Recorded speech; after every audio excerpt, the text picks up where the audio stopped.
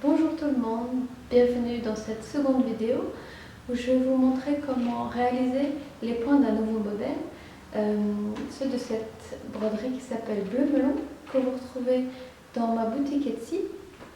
Et sur le même principe que le modèle Yellow, vous pouvez le monter en pochette, le monter sur un tote bag et aussi isoler certaines zones du motif pour le présenter en petit tableau dans le tambour à broder. Et donc ensemble on va voir comment broder le point de feuille avec plusieurs fils différents, des brillants, des fils plus laineux et tout ce qui est bourgeon ici au point de nœud. On va voir ça ensemble en vidéo. Alors j'ai pris une longueur de fil brillant bleu que je vais enfiler dans mon aiguille la plus grosse qui est fournie dans le kit. Je pince, je fais passer dans le chat, je fais un petit nœud parce qu'il n'y a pas le souci de l'envers sur les broderies que je vous propose. J'ai installé le tissu qui est donc déjà tracé sur mon tambour fourni dans le kit et je vais un petit peu assouplir pour que la tension de ma toile, pour que le geste se fasse d'un seul tenant. Alors je pique, donc au niveau du tracé je vais choisir le second pour commencer ma feuille. Vous savez que le tracé qui est là, il s'efface avec un coup de sèche-cheveux très chaud. Voilà, tout disparaît. Donc c'est vraiment idéal, il n'y a pas de problème de mouiller le tissu, la finition est parfaite. Tout le tracé s'efface à la fin de la broderie. Je pique donc au niveau du second tracé à la pointe. Je vais faire une broderie d'un seul geste, donc au point de feuille, que maintenant vous connaissez, que je vais donc adapter ici à la forme assez généreuse donc de ma feuille. Le premier point médian à peu près à la moitié, je pique en haut à gauche, donc avec le majeur en dessous je soulève un peu ma toile, je pique un peu en bas à droite et je remonte à droite, donc du même côté, c'est un travail en miroir. Je superpose en bas à gauche pour obtenir après au milieu de ma feuille un effet de tressage. Je descends en bas à droite et je remonte à droite. Je suis mon tracé. Donc en bas à gauche, en haut à gauche, en bas à droite, en haut à droite. La forme de la feuille est bien large. Je suis mon motif.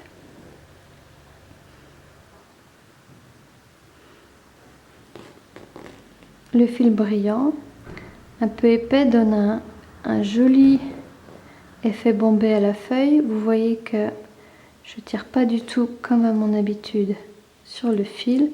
Je veux vraiment toujours avoir une broderie présente. Voilà, en une aiguillée. Je vais obtenir ma petite feuille. On réduit, quand on arrive à la base des feuilles, on réduit la longueur des points pour vraiment épouser la forme de la base de la feuille. Encore un petit point, juste là pour vraiment faire un point plus petit, affiner la base. Je retourne ma broderie. Là mon fil s'est échappé, je vais juste le réenfiler. Je pince, j'enfile et je pique sous les points. Je passe pas dans le tissu, hein. Je passe juste sous mon travail. Je pique, je coupe ras et j'ai une première partie de mon travail de broderie, ma première feuille que je vais ciseler, retravailler avec une aiguille de fil noir. J'ai coupé à peu près 40 cm de fil brillant noir. J'enfile sur mon aiguille un petit nœud. Et je vais travailler l'extérieur de ma feuille au point lancé. Donc je pique sur mon tracé extérieur et je vais piquer entre les points de mon point de feuille précédent. Et je vais descendre d'abord à gauche. Donc je laisse un petit espace de 2 mm à peu près par rapport à mon point précédent. Et je pique dans mon point de feuille. Je pique entre les points de mon point de feuille ou même, ça peut arriver, dans mon fil précédent et qu'il accepte tout à fait. Donc je descends comme ça, d'un côté. Comme d'habitude, je tire pas trop sur mon fil. Je reste souple.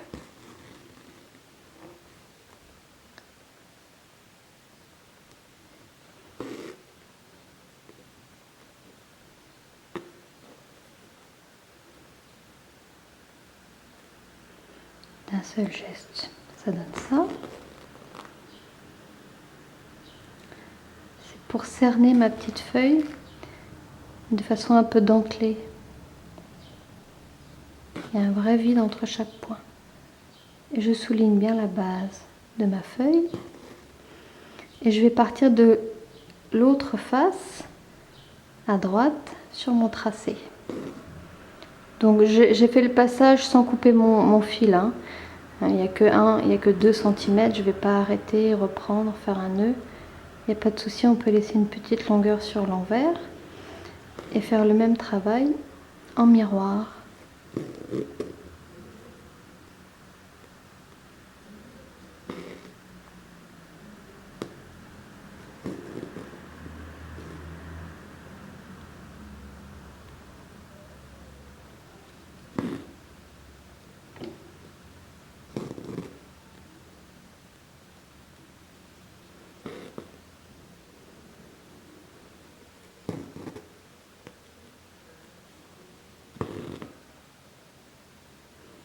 Et on souligne bien la base de la feuille, donc j'ai même doublé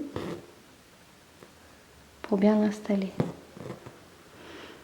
Et je retourne pour arrêter mon fil. Alors j'ai coupé une toute petite longueur de fil de laine rose qui est pratiquement fluo. Il n'y a vraiment pas besoin de beaucoup, donc je fais mon petit nœud. Moi je conseille de travailler feuille après feuille, donc là j'ai besoin de peu, donc je fais une petite aiguille. Je vais donc finir ma feuille en piquant à peu près au milieu.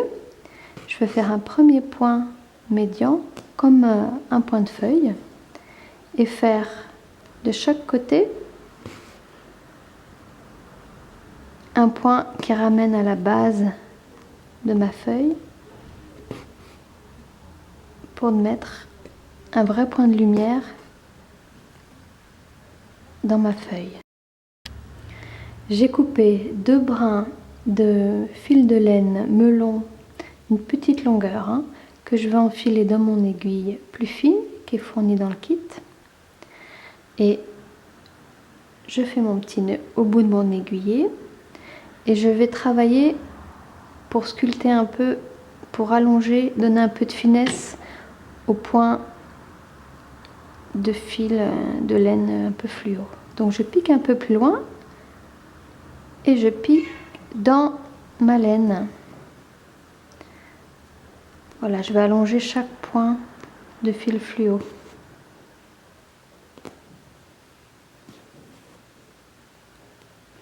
Et le dernier.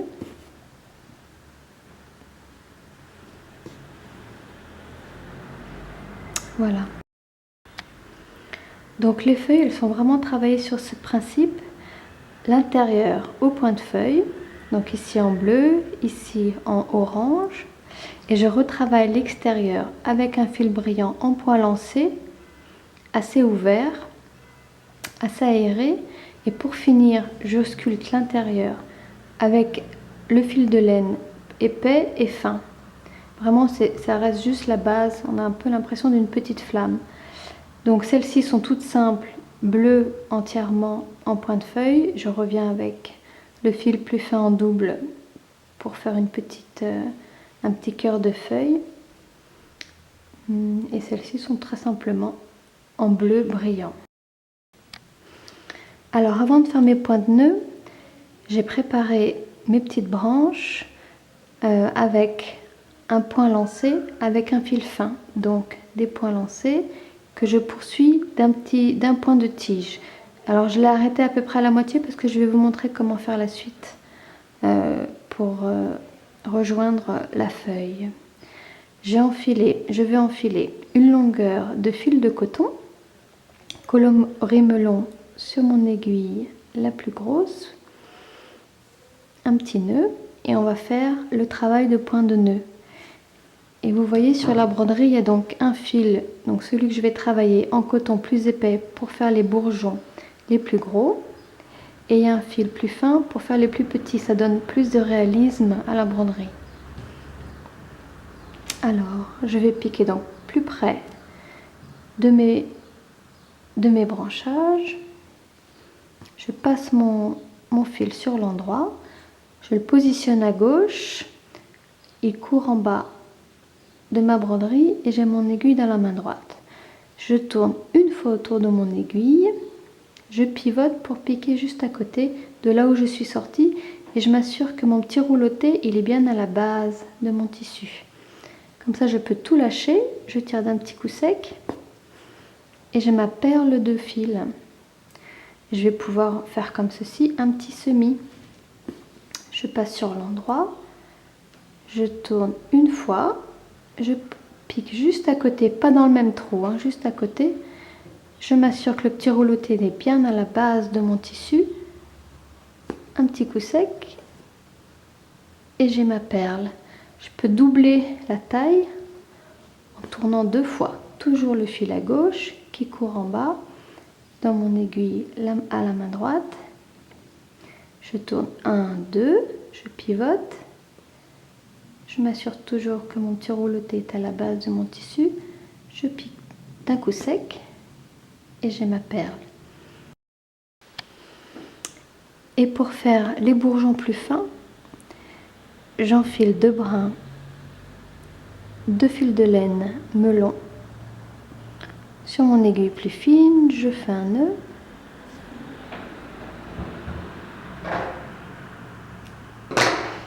Et c'est la même histoire avec un fil plus fin. Donc je les positionne plutôt à l'extérieur de ma broderie. Pareil, le fil en bas, avec ma main gauche, j'attrape le fil, je tourne une fois, je pivote.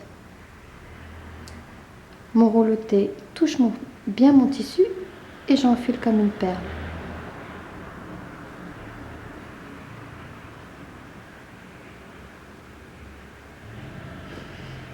Donc il faut chercher à être assez irrégulière dans le placement de mes petites perles de fil pour vraiment avoir un bel effet de semis. Et je peux faire 2 tours de la même façon qu'avec le fil plus épais.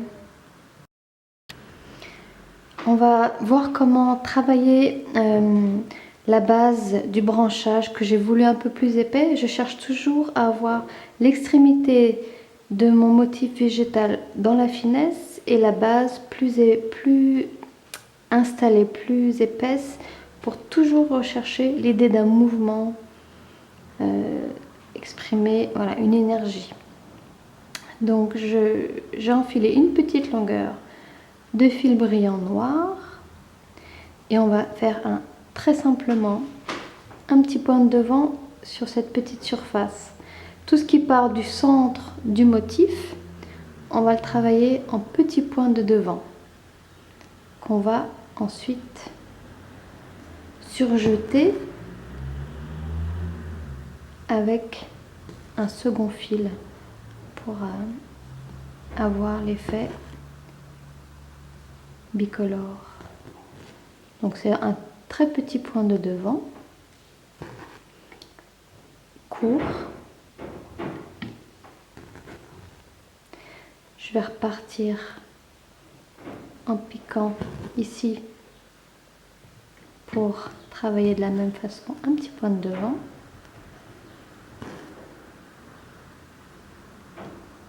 Point de devant, c'est vraiment des petits tirets espacés.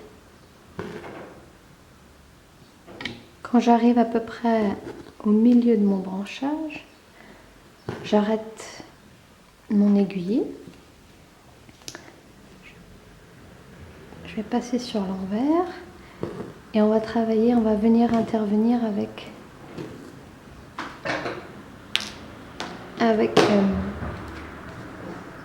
le fil brillant bleu. Donc j'enfile une petite longueur.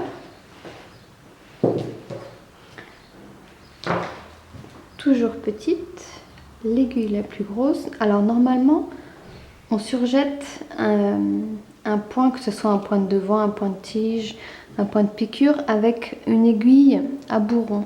Mais je vais vous montrer comment faire quand on n'a pas d'aiguille à bourron.